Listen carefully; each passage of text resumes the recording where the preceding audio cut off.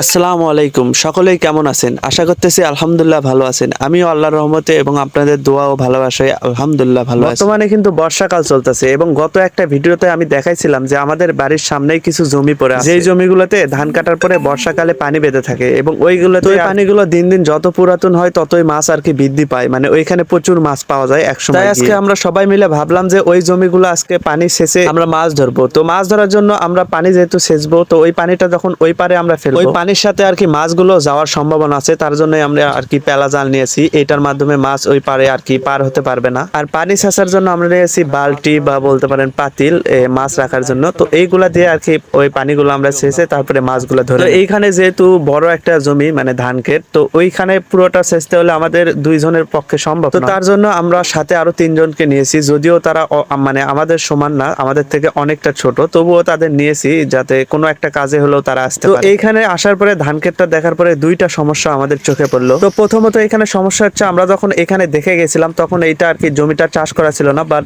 বর্তমানে পরবর্তীতে এটা চাষ করা হয়। তো এটার জন্য এখানে মাছ আর কি কম হতে পারে। এখানে আরেকটা সমস্যা হচ্ছে গত রাতে যেহেতু পানি হয়েছে তার কারণে আর কি ধান ক্ষেতটাতে পানি আরো বৃদ্ধি পেয়েছে। তো এর জন্য আর কি আমরা বালতিতে এটা সেচতে পারবো না। তো ভাবলাম যে আমরা সেতি নেই, তো আমাদের যেহেতু সেতি নাই আরেক ভাইয়ের কাছ থেকে আমরা সেতিটা নিলাম। এটা হয়তো আপনারা যারা গ্রামে ছিলেন তারা অবশ্যই এটা কোনো না কোনো দিন দেখেছেন। বিশেষ করে এটার ব্যবহার করা হতো ফসলের কাজে, মানে আগে তো এইভাবে মেশিন ছিল না, তো এইটা দিয়ে আর কি পানি সেচে জমিতে দিত এবং যার মাধ্যমে ফসল ফলাতো। তো বর্তমানে যেহেতু মেশিন চলে আসছে তো এইটা প্রায় বিলুপ্তির পথে। তো আমরা এখানে একটা জিনিস ঠিক করছি, পুরো ধান ক্ষেতটা না সেচে এটার অর্ধেক প্রথমে আগে সেচবো, যেহেতু এটা বড় একটা জমি। তো এখানে অর্ধেক আমরা বেঁধে নিয়েছি এবং এই পাশেরটা আগে সেচতেছি, কারণ এই পাশে আর কি তুলনামূলক ভাবে পানি কম। তো এইটাই আগে আমাদের সেচতে হবে। তো এইখানে যেহেতু প্রচুর পরিমাণে গরম, রোদ খুব একটা ওঠে নাই, তবে এখানে গরমটা বেশি উঠছে, হয়তো বৃষ্টি আবারও আসতে পারে। তো এখানে যাই হোক আমরা একটু একটু করে সেচতেছিলাম, যেহেতু আমাদের পাশে যে এই জমিটার অর্ধেক দেখতেছেন ওইটাও আমাদের সেচতে হবে। তো তার জন্য আর কি আমরা আস্তে আস্তে সেচতেছি।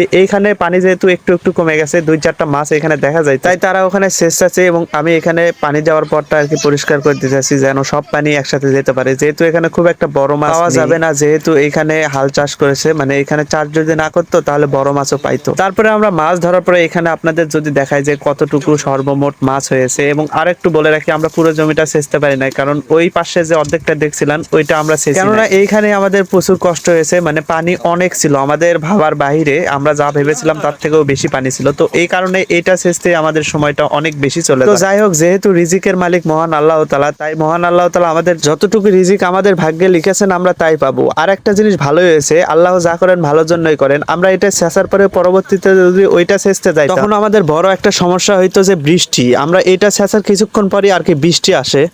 আরেকটা কথা হলো, আমরা এখানে যতটুকু মাছ ভেবেছিলাম তা আমরা পাই নাই, এখানে তুলনামূলকভাবে অনেক কম পেয়েছি। পরবর্তীতে যদি ওইটা আমরা সেচতাম ওইখানে আরো পানি বেশি ছিল এবং মাছের পরিমাণ তো আপনারা দেখতেই পাচ্ছেন, যার জন্য আমরা ওই অর্ধেকটা সেচি নাই। তো যাই হোক, এই ভিডিওটা এ পর্যন্তই ছিল। সবাই আমাদের জন্য দোয়া করবেন। আসসালামু আলাইকুম।